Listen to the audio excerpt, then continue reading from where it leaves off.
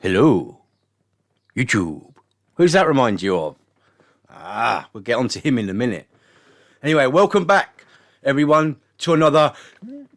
No, wrong one, sorry. It's just me. It's just me, Martin MB, and I just need to just relax a bit and be myself instead of trying to be something that I'm not. Today's video, a little bit unusual. It's not always the... It's not the usual thing that I do, but, you know, it was an interesting day today. The Birmingham video game market at the Custard Factory, where I stupidly parked about half an hour away. Well, about a 25-30 minute walk away, but that's my fault anyway. So, first kind of one of these things I've ever been to. And I would probably say it's good for people that haven't got much stuff. But if you've got a lot of stuff already, it's a, dare I say it, so people can hate me for saying this, it's probably, to me, a little bit like going to a boot sale, because there wasn't much there that I wanted. But I did pick up a couple of things, and it was actually Retro Red Steve that said that I should probably do some pickup videos. Now that goes completely against what my channel is about. It's just about gameplay predominantly, but as some of you may or may not have noticed, I have been adding some extra little things in here and there, so maybe I'll just keep to that, a little bit of a pickup thing now and again. So this is kind of actually my first ever pickup video, and I don't know why. I'm not interested in it, but clearly a lot of other people are interested in pickups. So yeah, as much as it goes against the grain for me, that's what this video is partially about. But obviously predominantly about the Birmingham video game market. I kind of called it something else again the other day. Birmingham video game market. Birmingham gaming market. So I got an early bird ticket. I'm sure a lot of other people that were very interested did as well, because the queue was very long, and got in really quick. It was like 5 minutes. I was at the back of the queue at the time by this kind of bridge. And I got in there 5 minutes of literally them opening. So really good. Had a good look round. Got a few photos which I'm going to share with you. Got a few problems that I noticed too, because to be honest with you, there were some people there that were asking some ridiculous prices for things. I mean, you know, you got people on eBay that charge extraordinary amounts, but this just went out above that. It was ridiculous. So, we'll start off with the pickups, and then we'll go off with everything else that I kind of stumbled upon today. So, first one, I only got 3, so you'll be pleased to know. First one is GoldenEye on the N64. Now, what annoys me most about this is I had this, and I had an almost mint condition boxed copy about 3 or 4 years ago, which I donated to a friend of mine because I felt that it'd be good for him and his kids. And to be honest with you, he said thanks, but probably just sits there in his cupboard now, which is a shame because I should have kept it. I shouldn't have given it to him. If you want to know who he is, he's Nutty T, the DJ Nutty T from Doncaster. So Nutty T, James, one of my best mates, if you're watching this, give it back, because I'll be using it more than you. And then you might say, well, you've got one now, like. So yeah, 10 quid. A bit beyond what I should have paid, but you've got to remember, at these markets, these people there are to, you know, that's their livelihood. So you've got to expect paying for things like, you know, their wages, the price of the pitch, travel, and all sorts of stuff incorporated. The next one's going to piss you right off. Okay, now I'll get into the rest of the stuff in a minute, but we'll just finish the pickups. The next one, and I'm even left a sticker on so you can see it, and you're going to be like, Martin, what the fuck are you doing? Why did you pay that for it? Michael Jackson's Moonwalker, 40 quid. As you can see there, that was from the Hidden Chest Gaming. I know a lot of other people, I've seen other YouTubers have been to that shop or heard good things about it. The box is pretty shit, I've got to say, and it hasn't got a manual, and I've yet to test it. But now that's fucked it, hasn't it? Now, these things are very resilient. You can literally lob them against the wall and they still work, even when the plastic breaks. 40 quid. I didn't even haggle with them, and to be honest with you, It's a bit more than what you would be normally paying, but this is I didn't buy it because it's going up in price. I bought it because I wanted the original copy. So I've got another box. I'm going to put this in, try and tidy it up a little bit, and I think I've got a manual laying around. So yeah, curse away now. Curse away and say, damn you, damn you, damn you for spending so much money on a game like that. Anyway, third and final game. Now, this game I've been after for a while, and I couldn't be bothered to get it on eBay, but just because there was quite a lot of PlayStation stuff at the gaming market. I was at one stall. I forget who they are now. I'll have to go through the list of exhibitors. I'm probably not going to be able to mention them in this video because I need to get up the web page, and that's on another computer, and I've only got one screen on this one. So anyway. But this particular one, where I picked up that one from, and I just said to the guy, I said, "Do you happen to have a copy of? You don't happen to have a copy of this game, do you?" He went, "I do." He said, "I only got it yesterday, and they hardly ever come up." He said, "So," and I was like, "Well, how much is that game?" He said, £35. I went, "Sold. Give it to me now, quick, before anybody else grabs it." And that game is Hogs of War on the PlayStation. Now, I've had a quick go on this many years ago when it came out. And it was my brother, actually, and his mate Andy, and his ex-Mrs. Mandy, and a load of other people used to sit around playing this game fucking always. What makes it so special? Well, Rick Mail voices in it, apparently. I didn't even know this, but Rick Mail has got the vocal talents of Rick Mail in it. And this is in really good condition, without me taking it out of the plastic sleeve. I'm going to play this, and I'm going to do a video on it as well, just some gameplay. But really chuffed about getting that, because it means I should be able to organise a games night with my brother and a couple other people, because I've got no one around me that really enjoys video games like I do. No one, not even close. So it'll be nice to have a drinky evening and bang that one out. So yeah, so that's all my pickups I picked up today. Now, let's get to the most important part, which is the gaming market itself. Reasonable price to get in there. A lot of roadworks going on around that area at the moment, so it's a bit difficult for people to get in there, but you know, whatever, just get there anyway.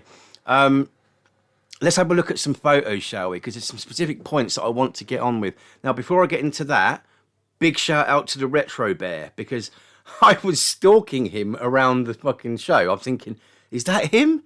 Is that Retrobear?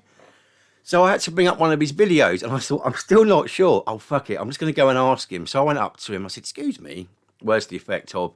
I said, "You that Retrobear on YouTube?" And he went, "Yes, I am." I go, "Fuck for that." Didn't say thank fuck for that. I said, "Oh, thank goodness." Well, you know. So I had a really good chat with him. I think his name's Russ. So if it is, out to you, Russ. I do like your channel. I'm not a big commenter on other people's channels, so it's not like I don't watch stuff, but it was really nice to meet you today. I hope you found what you were looking for, and hopefully, you know, again, we'll all meet up or something like that. I mean, obviously we didn't plan to meet up, we just happened to be there. And then also I didn't get a chance to talk to him. All I will say is I don't know if this guy is if it's his business, but I do know that he has so much fucking gaming stuff. I'm not surprised he had his own stall there. Let's flick through a few photos, shall we? Right now, let's have a look here. So there's obviously let me just go to who I'm talking about here, because yeah, we'll get back to some of these pictures in a minute. This guy here, you know who this guy is? Look at him. Isn't he a beautiful guy? Look, it's Tootie UK. So yeah, he's got his own fucking stall. So I apologize if he's, you know, apologies if, oh, scamming it here.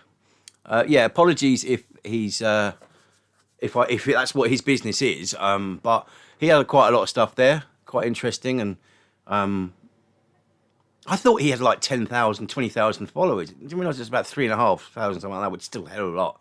You know, I think I've mentioned before, I don't do this for followers and stuff. It's, you know, come what may. If you subscribe and then you unsubscribe, it's no skin off my nose. But anyway, yeah, Tootie UK, didn't get a chance to speak to him, but it was nice to see him there with his selling his wares. But yeah, so anyway, let's have a look at some pictures, because there's some things that I want to highlight here. So let's just go back a bit when I find them. This was I'll say that was an interesting one. It was just a typical stand there. I forget what who this one was, but there's a few Master System games there and some Mega Drive games. In this particular room, there was a stall to the right that had a lot of SNES stuff, and there was quite a lot of. I noticed actually Thunder Force 4 on the. Which was that now? That was on the Mega Drive, which was like 85, 90 quid. Look, unless I fucking missed something, right, it ain't worth that much. There was a few other things which I didn't take many photos, basically. So let's just take a quick look through the points that I was most annoyed with. You know, there's a guy, I don't know if he subscribes to my channel, but DJ Johnny Mac Gaming, or doesn't like to be called that anymore. He likes to be called just Johnny Mac Gaming. Who doesn't like to spend very much money. So out to you, if you went to something like this, you wouldn't spend much money, mate, because it's too expensive. I mean, I only spent a sort of £100 today, so I'm quite pleased with that. Mainly because I was on a short leash, and secondly because I've already got a shitload of stuff. I don't need to buy it really much. So anyway, after 2EA, you can see another picture. There's a guy who's been frazzled there. Look at the bottom right. So yeah, as you can see here, there was obviously, I didn't take a photo. There was too many bloody people there. Now this is one that got me really pissed off. Okay, so let's kind of zoom in a little bit. All right, this here. Okay, this Streets of Rage 3. Now, can you see 130 quid? Now I am telling you for a fact that was a repro, right? Now, how the fuck they got away with that, leaving that there, and I'm surprised no one else had actually called them out, because I should have said something, but I was passing there, and I saw it, and I had a good look, and I was like, I ain't even touching it. That is a repro, that is not an original, and that should not be being sold for 130. This particular store as well was a bit naughty on a lot of things, although I will say, that price for the Hyperstone heist to 110 quid, that's a good price. That's a good price. If I'd had more money today, I personally would have bought that. That wasn't a repro. I could see the age of it. So, yeah, there was some iffy stuff on this particular stall. And now you can correct me if I'm wrong on this front. The same one again. This pissed me off as well. Right. Look. Right. This Multimega. Now, apparently, that just came as it was. Look at it. It's got fucking dents on it. We don't even know if it works correctly. And they want 440 quid for it. What the fuck? Look, I know they're expensive because I used to have one. I had a box one and I sold it back in 2016, I think it was. I think I sold mine for 350 quid, which is about right for a box one at the time. I know they've gone up since then. But that, no way, mate. But things get better when you look to the right here. It's 70 quid for a Saturn, or 80 quid for a fucking... a Mark II Saturn that doesn't look like it's actually been cleaned either. 75 quid for a SNES. Not sure about that either. But the one that got me and all, which is this Philips video pack, which is the Philips G7000, also known as the Magnavox Odyssey. Okay, get ready, look. Now, is that 15 quid or is that 75? Because I think that's 75 quid, right? And I did see another one for 50 quid there as well. They're not worth that. They ain't worth shit, mate. I'm telling you. I've got two of them, right? I got a boxed one. Out to you, Smalls, who I got that off. Yeah. Lunacy. What's this Dreamcast here? Look. It's 70 quid. That's what they got it down as. It's 70 quid. 70 quid for a Dreamcast. 60 quid for an N64. I just can't get over that particular stall. They're taking the mick, they were. This one was an interesting one. These are all, I forget who this company is. Didn't they have a name there? I don't know. But they modify all these like Game Boys. I believe this one here is a Dreamcast one. And ouch. Right? Or whichever one it is. Oh no, I got it wrong. I don't know what the hell. I didn't really look at these before. I don't know what they are, but I thought these were all for what these were. So, but $399.99 for a Dreamcast of HDMI. Has he got that whole? Oh yeah, GDMU on and what have you? Is that right? That price? I guess you're just paying for the labour and the expertise of it, aren't you? But I think actually all of these had replacement LCD screens. So, yeah, you know, yeah, very, very interesting, I will say. So, what? Seriously, 130 quid for a fucking repro Streets of Rage 3. Look, I ain't judging people, right? But that's taking the piss. That's blatantly taking the piss. So I wasn't happy about it. But I did see some other good things there. You know, as I say, when I bought that GoldenEye, there was at least 2 there that were 25 quid boxed. In pretty good condition, actually. One had like a plastic sleeve on it. I'd waited. I would have got the box version, but I'd already bought that and thought, well, I only want to play it, so I'm not bothered about it sitting on the shelf. It could all pristine and never being played, because games are there to be played. They may well be there to be collected, but you need to play them. Don't sit there and fucking stick them on your shelves and buy as many as you fucking can and never use them. But then each to their own. I just think it takes away from those people that do want to play them. Obviously, we can only play one game at a time, but you know, each to their own. So yeah, whatever floats your boat, you know. So and it is what it is. So yeah, so there's a few kind of anomalies there. Sorry, still on GoldenEye. I did notice another stall there's selling it for 50 quid boxed, which wasn't as good as another stall, but it's just, you know, there's lots of peripherals there. I was, in fact, I'll tell you what I was looking for, and I had a very small list. And obviously I need to open this up in order to tell you what I was looking for. So on my list, I had Michael Jackson's Moonwalker for Mega Drive, obviously. Dreamcast with Power Stone 2. Now, I've got a copy of it, but it's got a scratch on it which stops the music. So, you know, I can't get that out. So I wanted another copy of it. No copies, didn't see any there at all. On the N64, it was GoldenEye, obviously picked that up. And South Park, shit game. Well, actually, no, I used to really enjoy it. I used to really enjoy it, chucking Mr. Hanky around and all that in it. Didn't see that there. And then for the Mega CD, I wanted Wonder Dog. No surprise that was not there. So I'm going to have to get that elsewhere somewhere in the next couple of months. Sonic CD, yes, it was there. A bit more pricey than, I know it's gone up again, but it's not in price, but I wasn't willing to pay what they were asking there. So not to mention the fact that, as I say, I was on a budget. I didn't want to go over the top. I could have bought it, but I didn't. And I think it was up to about 70 or 80 quid there. So Final Fight CD, yes, it was there. Again, actually, I could have got that, but I decided again to just wait. There'll be another time. There'll be plenty more of these shows going on. Xbox 360 was Need for Speed Underground, the 2005 version. There was quite a lot of 360 stuff there, but I didn't see it. There was Need for Speed. There was the newer Need for Speed Underground. No, sorry, it wasn't. Was it Need for Speed Underground? No, it wasn't Need for Speed Underground. It was another one, and I can't. Anyway, it was one from 2005 on the Xbox 360. So, yeah. I really can't remember what it was called, but anyway. Yeah, I couldn't find that. And then finally, obviously, Super Mario World on the Super Nintendo. Could you find a copy of that there? No. Nobody had Super Mario World.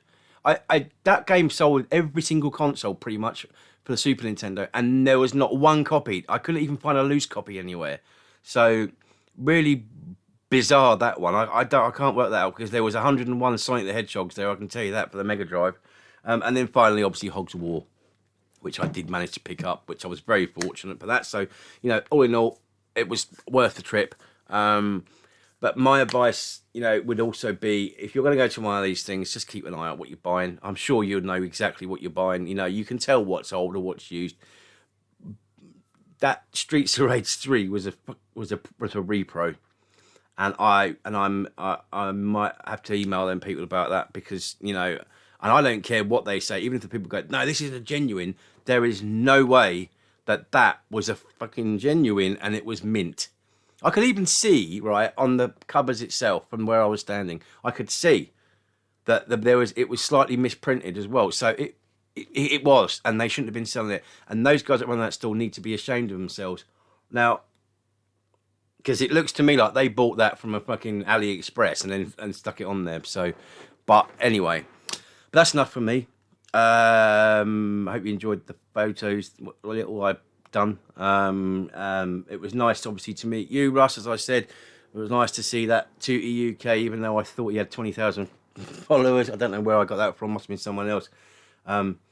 And I'm glad there was a few other people that I do see on YouTube that weren't there, just because, you know, they're so full of themselves and they're probably been going, oh, look at me, I'm so beautiful. I'm sure you can figure out who that is. But anyway, yeah, that you won't ever hear me talking bad about anyone like that again, because it's not in my nature. I just don't like it when people go to places and it's all about them. So, but if you went, I hope you had a good time. Hope you found what you were looking for. I'd say it was a success. It was worth a good few hours out. And I'll definitely go to the next one because I should have a little bit more cash in my pocket. And hopefully, by then, Wonder Dog hasn't come up and it's there and I can get it. Because I think it's a okay game, but if you haven't heard of it, check it out. It's pretty good. But yeah, some of the prices there. Whew. Anyway, till the next one. See you later. Ciao for now.